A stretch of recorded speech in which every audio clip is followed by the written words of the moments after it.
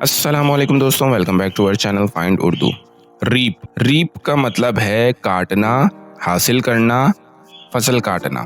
Reap का मतलब है किसी चीज का फायदा उठाना या मेहनत का फल हासिल करना। ये अक्सर एग्रीकल्चर या फार्मिंग के हवाले से यूज होता है, जहाँ किसान फसल काटने को रीप कहा जाता है।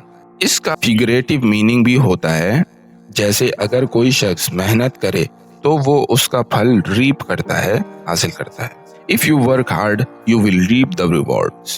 अगर तुम मेहनत करोगे तो उसका फल हासिल करोगे। तो दोस्तों, रीप का मतलब है फसल काटना या किसी मेहनत का फल हासिल करना। ये फार्मिंग और सक्सेस दोनों से मुताल्लिक हो सकता है। उम्मीद है अब आपको रीप का मतलब समझ में आ गया होगा।